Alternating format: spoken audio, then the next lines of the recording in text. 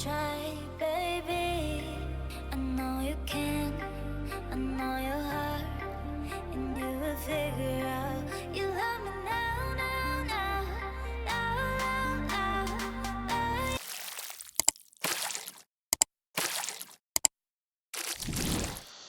Alright, I picked this up about a night ago, night or so ago. It's a 1988 Yamaha terrapro. They're kind of rare, especially where I live. It's all here. I do have the side cover and the battery cover. The side cover on the other side is missing. It goes right here. And this is busted, but these are pieces I can still buy.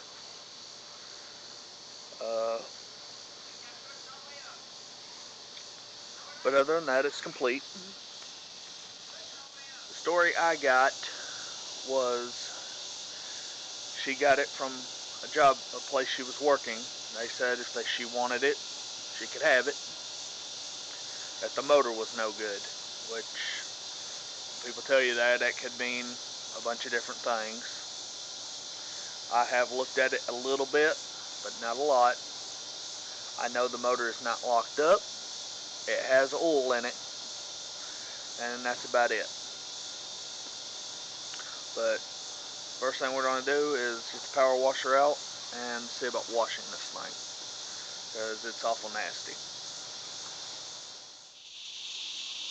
Okay, let's see about giving it a bath.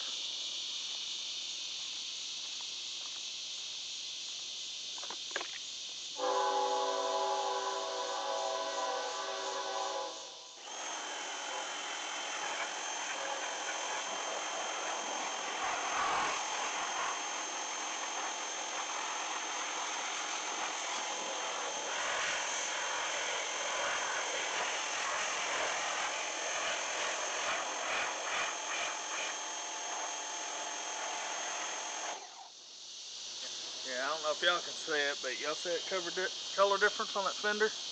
Not really. You'll see it when I get to this side.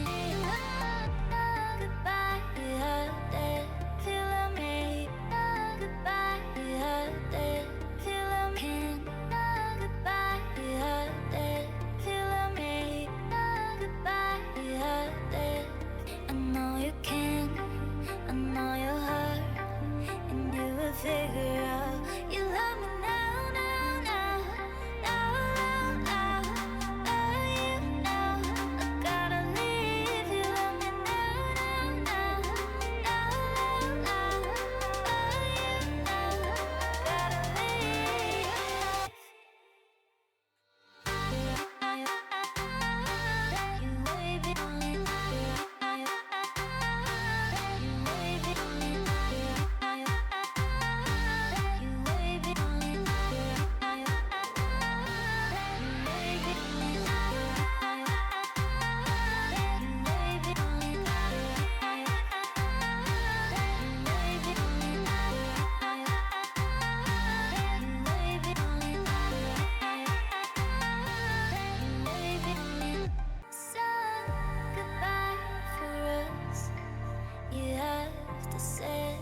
Baby, and us in Texas, you wanna try, baby. I know you can, I know your heart, and you will figure out you love me now, now, now, now, now, now.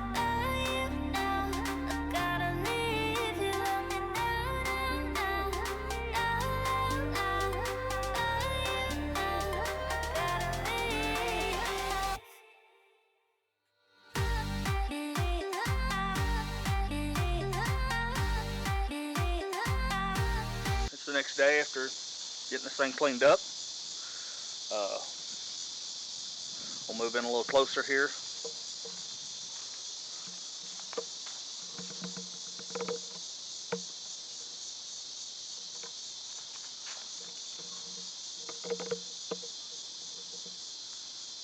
Alright, first thing we want to do is go ahead and pull the seat.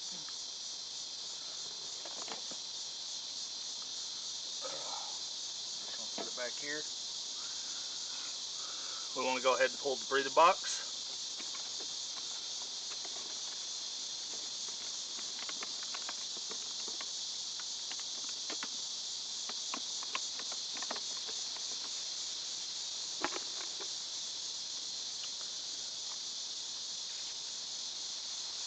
We're looking pretty good in here. Still has the filter. There's no mouse nest. So that's good.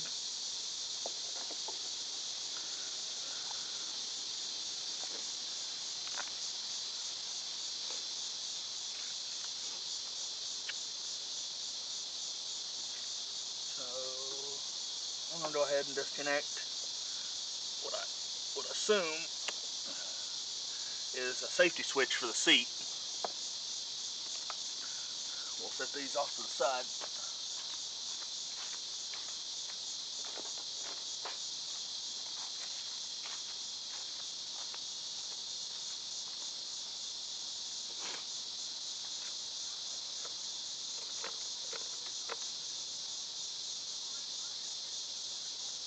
Looks like all our fuses and relays are all down here.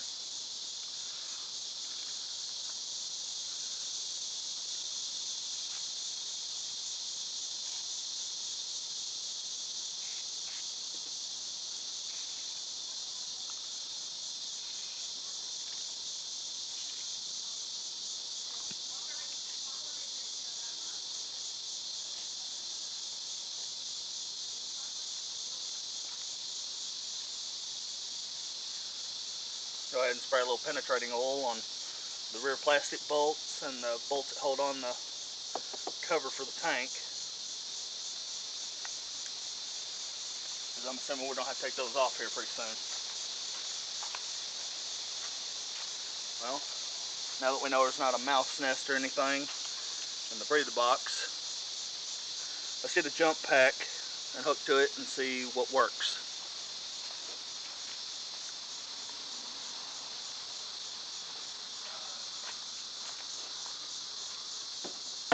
Key is in the off position. Positive.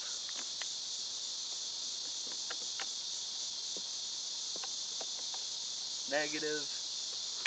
Power.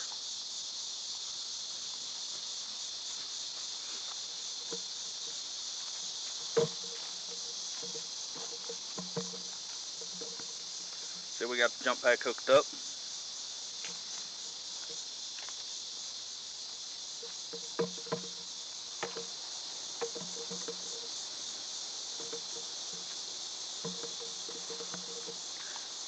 Right down here we have our display.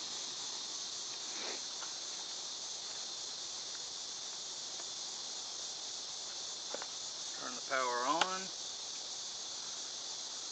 It seems we have a temp light and neutral light are both on.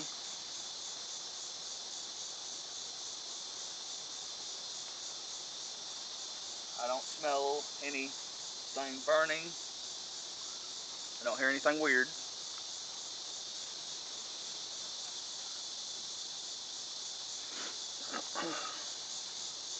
Let's move you to the front.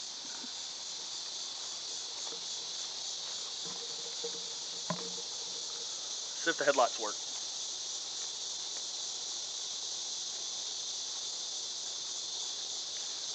Yes, they appear to work. That's good. That was high, goes low. Yep.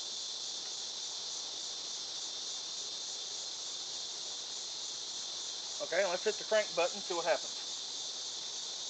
See if this thing's locked up. Okay, it's not locked up. Doesn't sound too happy. Kind of sounds like a timing chain. I don't know if y'all can hear it.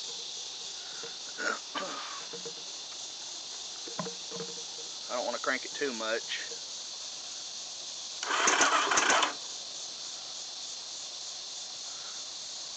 Kind of sounds like timing chain. Got a lot of slack in it. But the lady I bought it from didn't know anything about it. She was told that the motor was no good.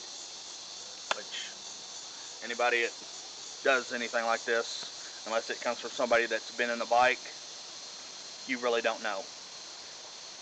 It could be a bent valve, stuck piston, burnt rings, wore out jug, catastrophic failure of some kind, timing chain. The valves could be too tight.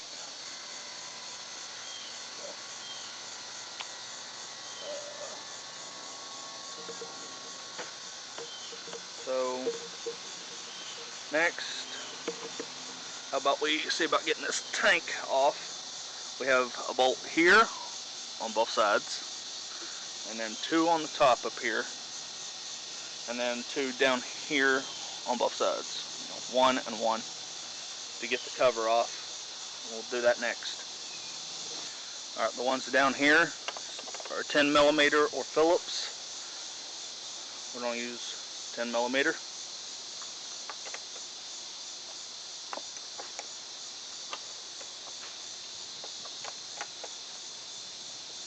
Now if they're loose, let's see if we can get them out with a Phillips instead of just turning a wrench for 10 years.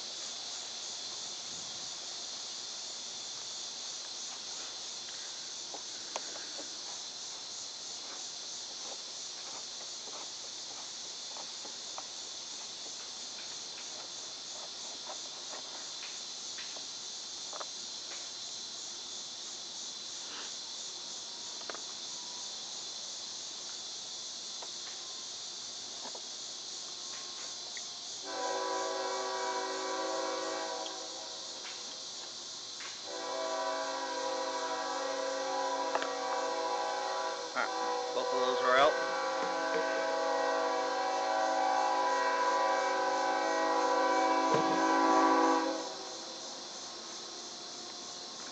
Let's see about removing this one.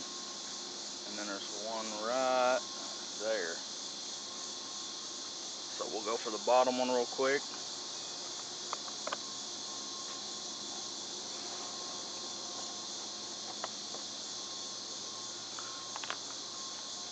Get this top one.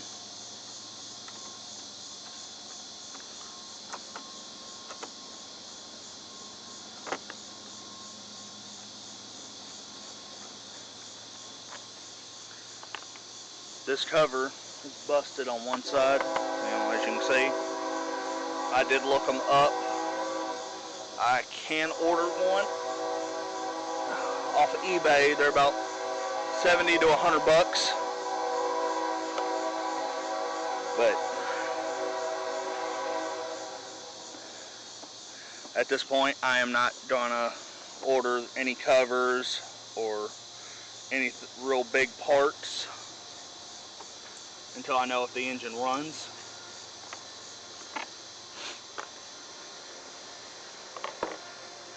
There ain't no point in buying a couple $100s worth of plastic if this thing is not gonna run without a few $100s, or if parts are even available. So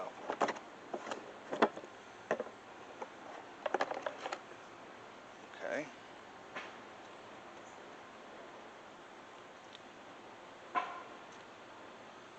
Ooh, looks like it needs even more pressure washing. This thing is dirt dauber city under here.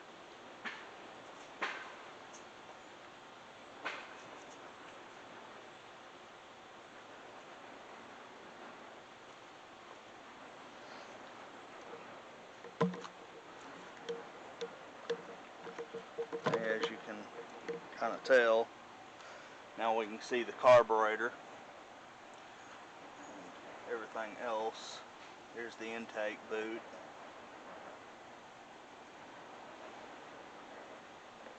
Back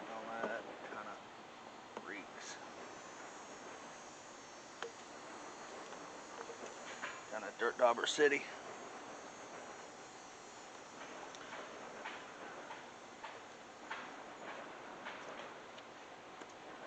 See what else it'll take to get this tank out. I have no clue.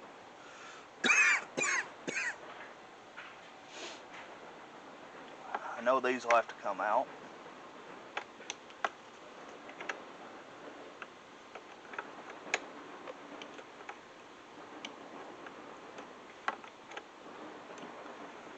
Probably be a good idea to put a little penetrating oil on those too.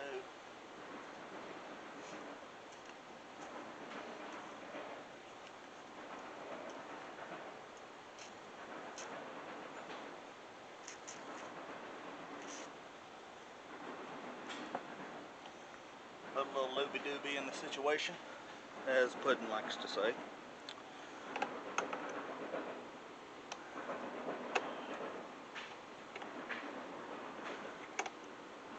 Well, that bolt's getting tight. Turn it back the other way.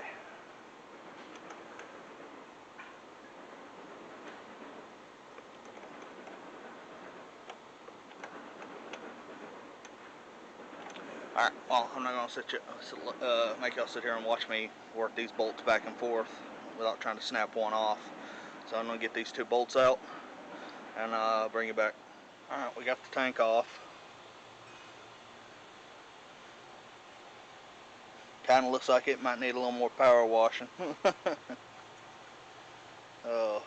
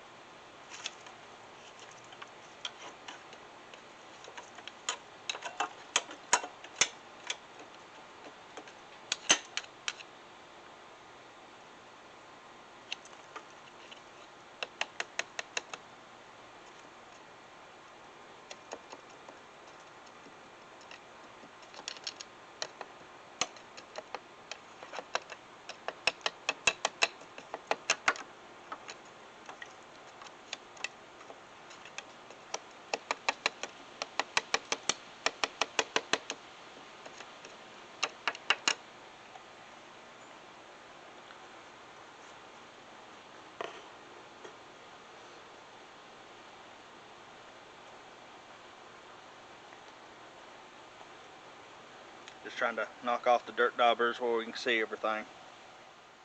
Alright, we kind of got some of this dirt and stuff knocked off. Go ahead and take penetrating oil.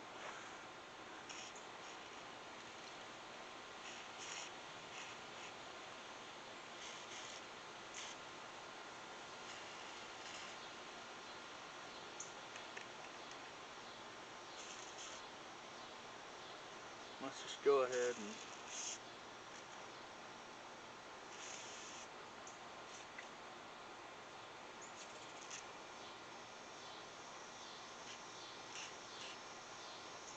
put a dab on everything.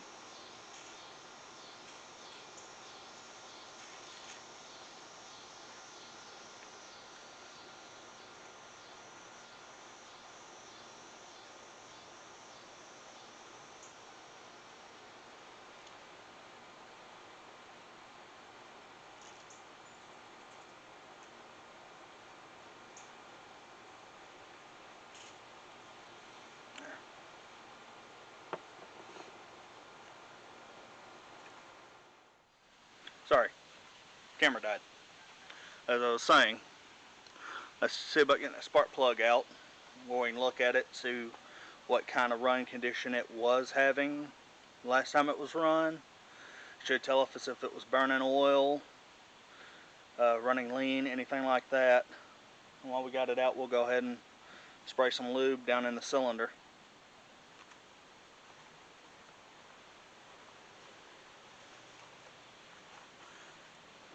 Already loosened it off.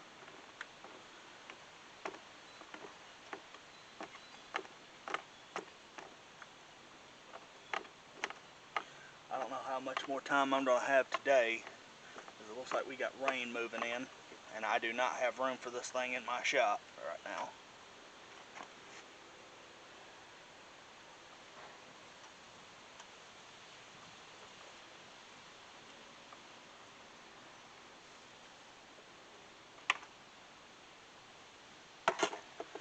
Alright, it's going to take a little fiddling here. Everything is kind of compact on this one compared to what I'm used to.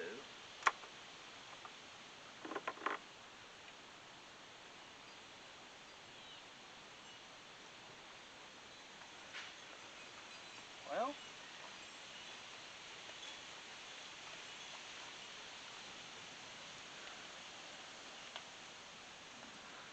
I don't know how well this is going to pick it up on camera, but this is relatively clean.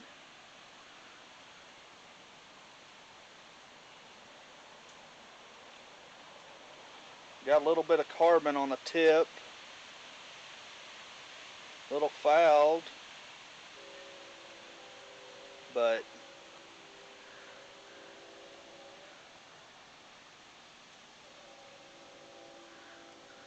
camera might not pick it up too well, but that's pretty clean, so I don't think this was burning oil.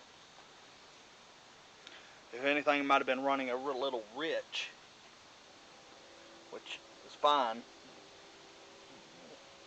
A little rich is a little better than lean. So, yeah. But normally if the piston rings or something would have been wore out, this would just be soaked in oil and burned black. This, not so much.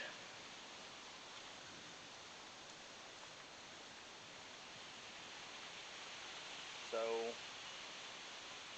whatever happened to it, I don't think rings are the culprit.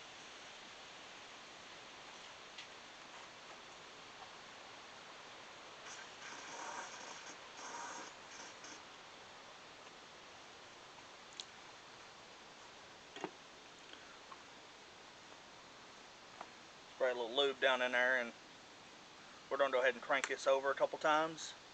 Let it oil up those cylinders.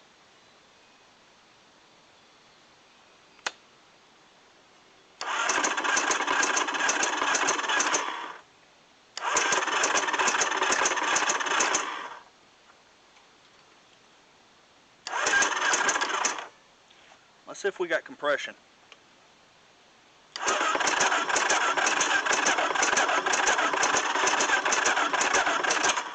Little bit.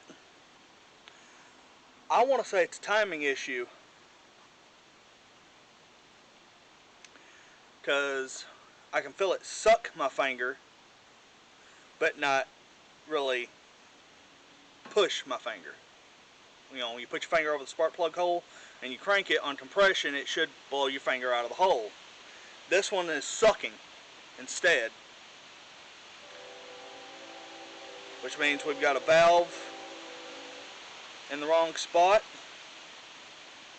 one stuck open where this thing has jumped time. But from the sounds of it, this is about all I'm going to get done today. I got to put that plug back in it and put the cover on it for when it rains. Okay, we're going to investigate this timing issue. Right here is the cover. That one laying right there. It's held in with like 5 or 6 Phillips screws. I'm assuming they're the original ones. I didn't bother recording it because half of them are stripped out, so it was grabbing onto it with a pair of needle nose pliers, locking pliers and all that, but yeah. So we're going to take this cover off, pull out this plug, and take this cover right here off so we can get access to the crank. And we're going to see if this thing has jump time or not. And I'll bring you back once I get that done. Okay, we went ahead and took the cam timing chain cover off. trying to get y'all in here where y'all can see. Y'all see that little line right there? Alright, see that little notch right where my finger is? That line needs to match up with that notch. But, we'll check that in a second. But I can already tell you, this thing has jumped time by how loose that chain is. That's on one side. There should be a little slack on one side, but not on both. See how much I'm able to move that chain? It's almost coming off the teeth already. So I would 100% guarantee this thing jumped time.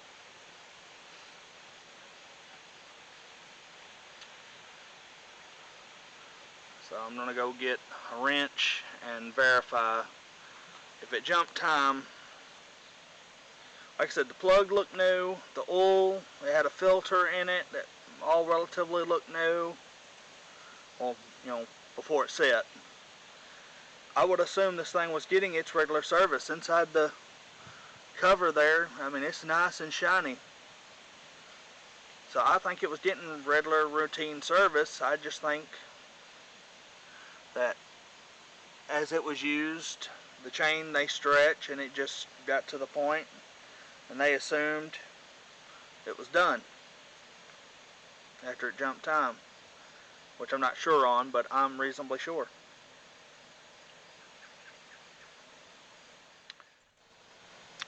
Okay, I just wheeled it over and everything.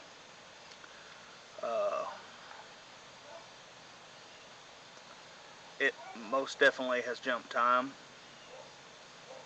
The lines won't line up, but there's so much slack on the bottom behind the flywheel. The sprocket the chain rides on, it will just jump over the teeth.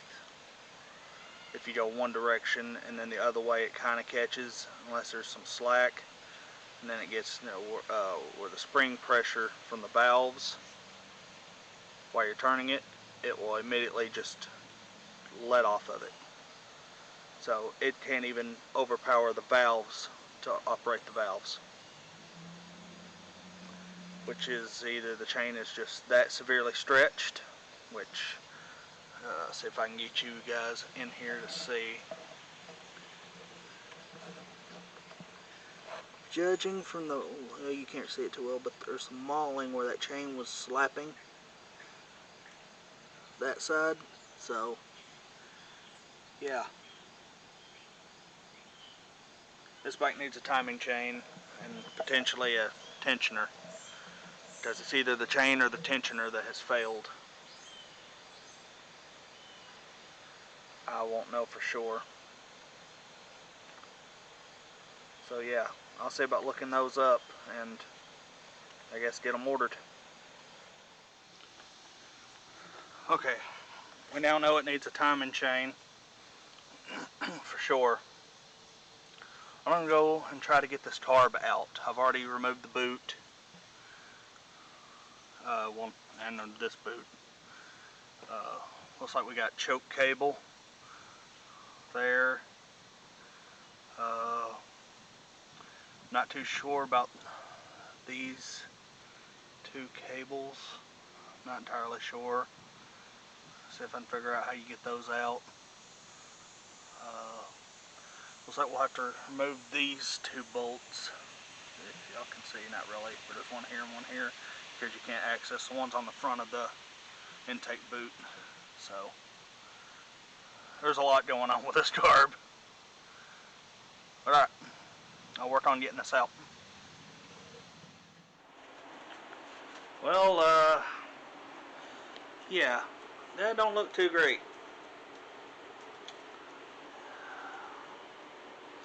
It's not the worst. I mean, it looks worse. Come on, bud. It looks worse on camera than it does in person. This is rusted. The top jet looks fine. There should be one under all this. It's not hard and crusty. It's kind of soft and milky like white lithium grease. Smells bad of petroleum, but soft, so maybe, like I said, I've seen worse. So I'm going to keep pulling it apart here and get everything out. Okay, hopefully the audio works. But we got this all cleaned out. Outside there's still a little bit, excuse me, like up in the corners, but it's on the outside. I'm not really worried about it. On the inside we look all nice and clean.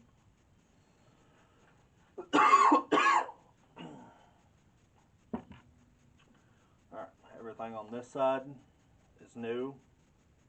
Everything on this side is what came out of this carb.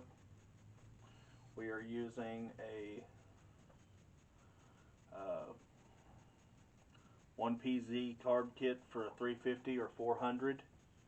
It's not the exact kit it goes to this, but about a year ago I bought up a handful of them because they were like super cheap. That's what we're going to go and put in this. Mostly we're just using seals and hardware. Most of the other components we were able to salvage. So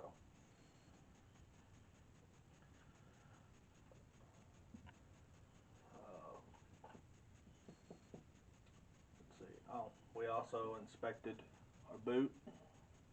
There's no cracks in it. We cleaned it up. The seal on it is still good. It sits higher than the rest of the mating surface. So worst case scenario, we might pop it out and oil it.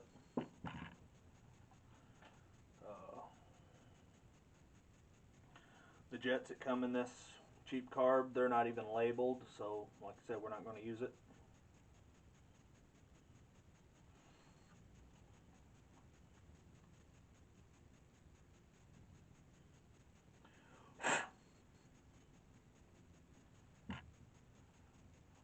Did manage to clean up our float needle. The seat cleaned up, so we're not going to be replacing them.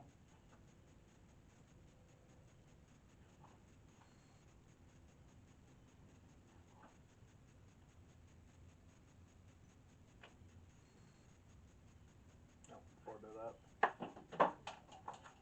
oh, there you go, dropping stuff. That's all I need.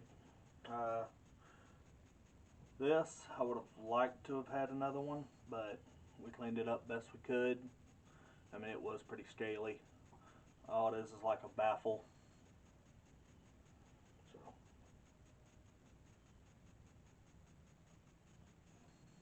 apparently I gotta pull the needle back out. So we'll go ahead and get this back in place. The screw for it was really, really bad. The head is almost non-existent. But the 350 kit does come with a screw and lock washer.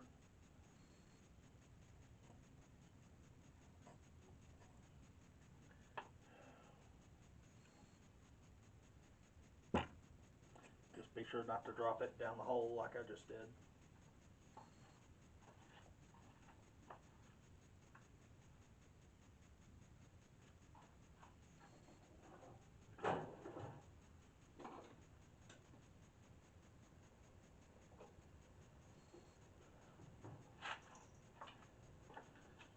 As for how we clean, or how I clean carbs,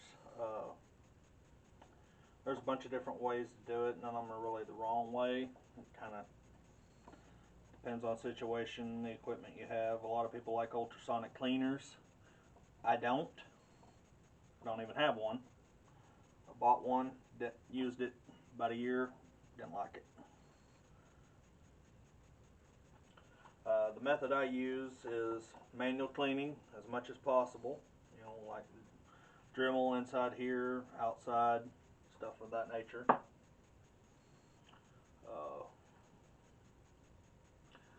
I also, after that, The first I call it hot tanking. I just set a metal container of some kind on a stove in your house and essentially boil them. It's what they used to do a long time ago. I prefer that method. Uh, so I essentially boil all my carburetors more than once, and different things. The first one is usually generally soap and water.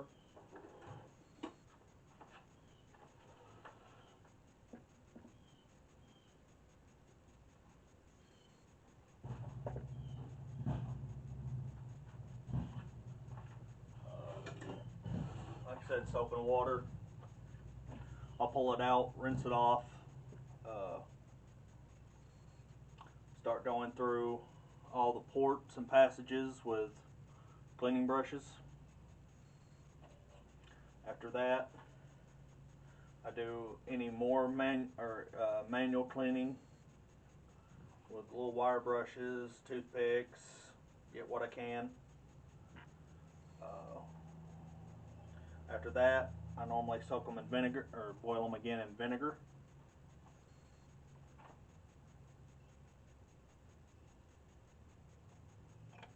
Then repeat the process, clean it up, or rinse it off, clean it, and then depending on how bad it is, I may use a cleaner. Uh, that's a lot more aggressive. It depends on how bad the carb is.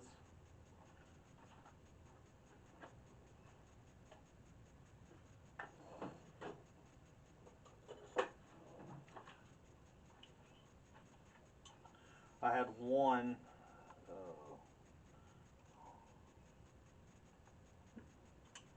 that was so bad that after doing all that, I had to use a product called LA's Totally Awesome.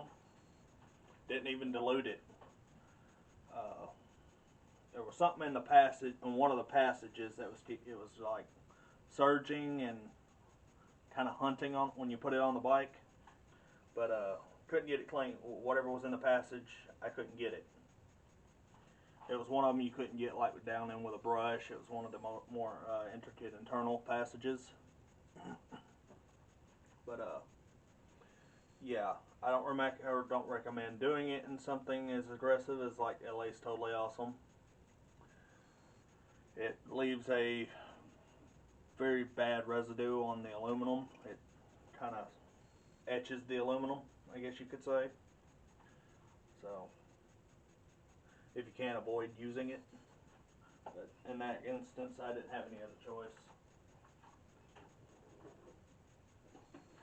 because I would rather run a ugly original Mikuni carburetor or whatever it is than a Chinese reproduction you buy off Amazon, eBay, wherever.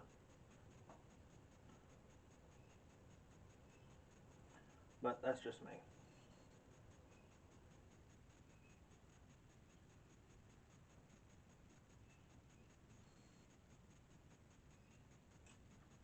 Okay.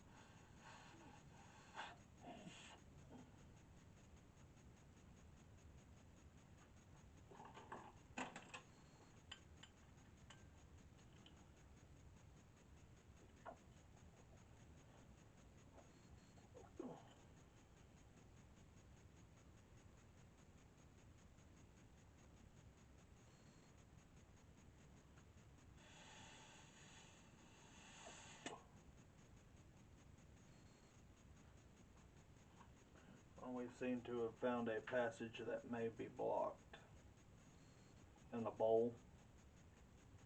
I believe it is for that tube.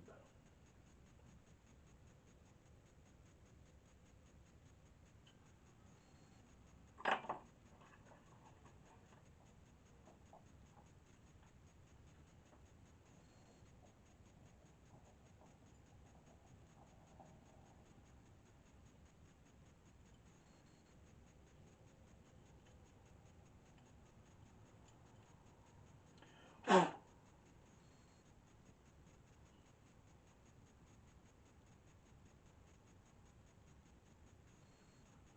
want to say it's almost like a jet down there.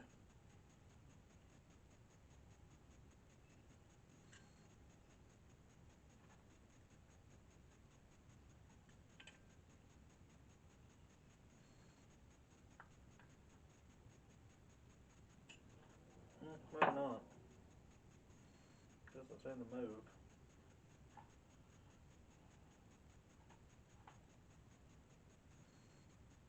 But that should be an open passage.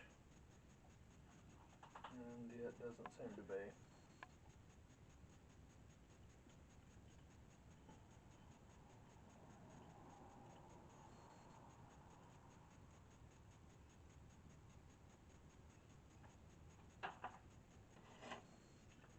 Alright, I'm going to keep working on that and be back. Okay, I don't, my camera apparently got full, the memory. I don't remember where we left off, but it didn't record anything else. I finished putting the kit in, the screws. I did check the boot, no cracks or anything. Cut new hoses from the originals, put them in. This line I didn't have, it came in. So, yeah.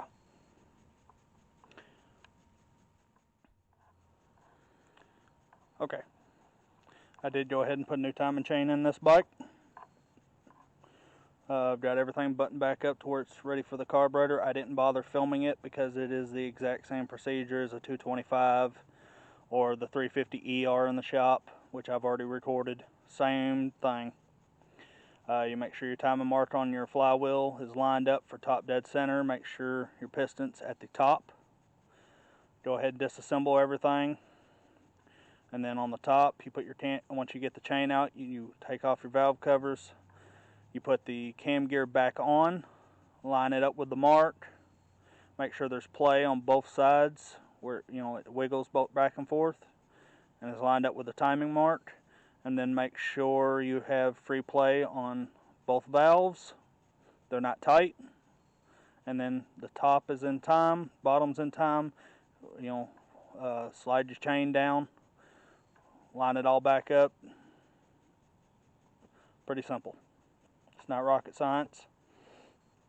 The timing chain tensioner was broke on this one. I'll show you here in a second. Okay, here's the chain tensioner that came off that bike. See the big hunk missing out of it? It was fully extended. While it was fully extended, the stress on it cracked it. I found some of the little chunks around the flywheel magneto, but not all of it. I'm hoping they wound up in the bottom in the screen for where you dump the oil, and then the rest of it should be caught by the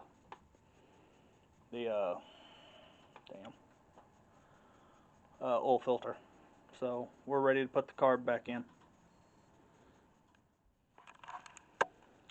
Okay, I did have all this hooked up and everything. Yeah, I did the timing and everything. It would act like it wants to start, like it'd fire and keep firing. It has compression, but it's acting like once it ignites, it loses compression. So, and then the vent tube, after about 8 or 9 cranks, I'm getting a lot of pressure. So it's blowing out the vent tube. So I guess next we're going to see whether we've got a head gasket issue or something going on with the rings.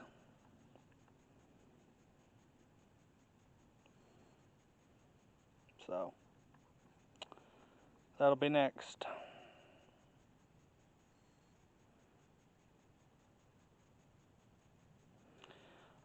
First we'll have to see if we can figure out how to get this cover off so we can get the rest of the forced air cooling system off around the head. Then we take off the top mount so we can get to it. I'm suspecting it's head gasket, that the head gasket has failed, and then when the cylinder ignites, it's the compression's leaking from it to one of the oil galleys and then going right down in the crankcase. So we'll find out.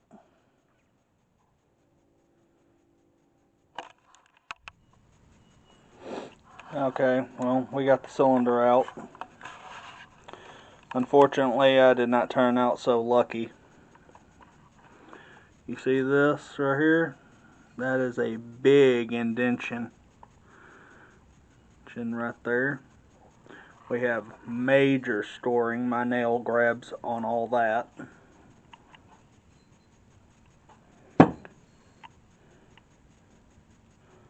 This would have been a really good cylinder. Major scoring right there, all the way down. You can kind of see it. And all this stuff is chunks of aluminum. Major damage there on the back side. But that's where my compression kept going. Unfortunately, these cylinders are extremely hard to get. You can't. I can currently get a brand new one, but we're talking like close to $400, and I honestly just do not want to spend that. But thankfully, I did find another cylinder online. It's got the very slight indentation of a store mark on one side, but you can't even grab it with your nail. Other than that, the cylinder's perfect. Doesn't need to be bored. Should be runnable. But this is the piston.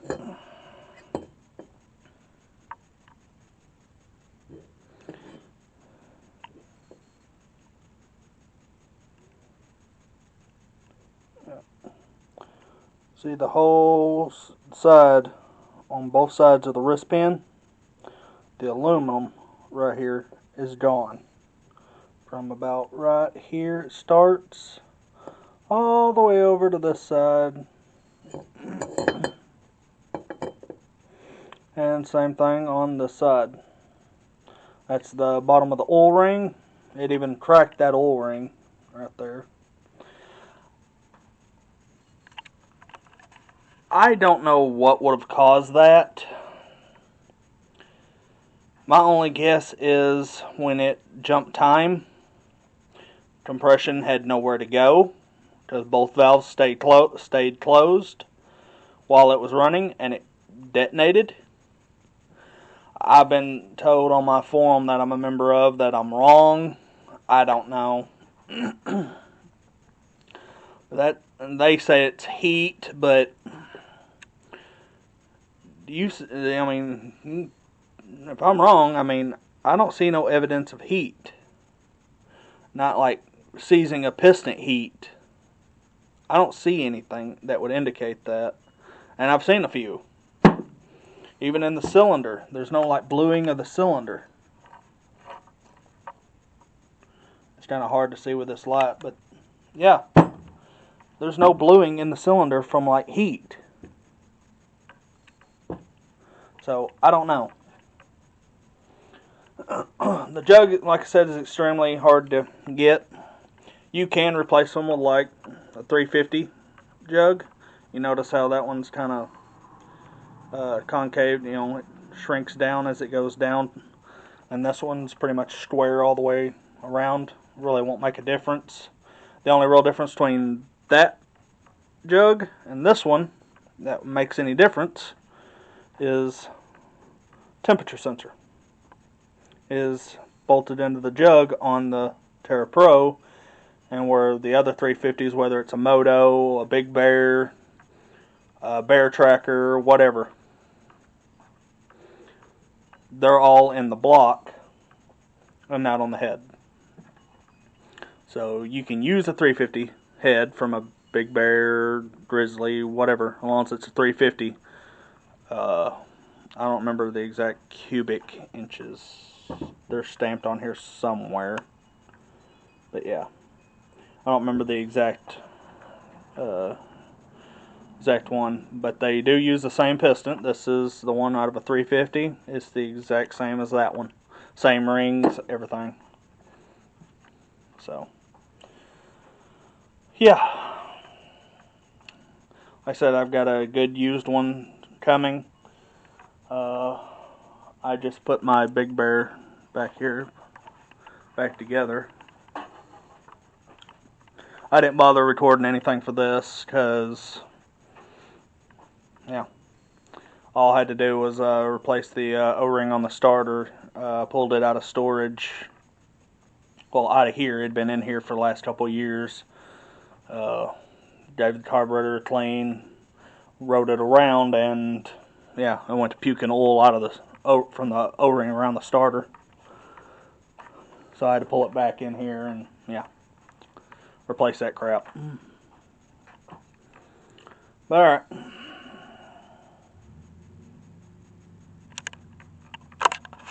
Oh, there's the cylinder head. No damage really to the cylinder head except where the chain kind of scuffed it a little. And then there's the carburetor. I'm probably going to move that Big Bear out and get the terrapro in here until I get all the parts in for it.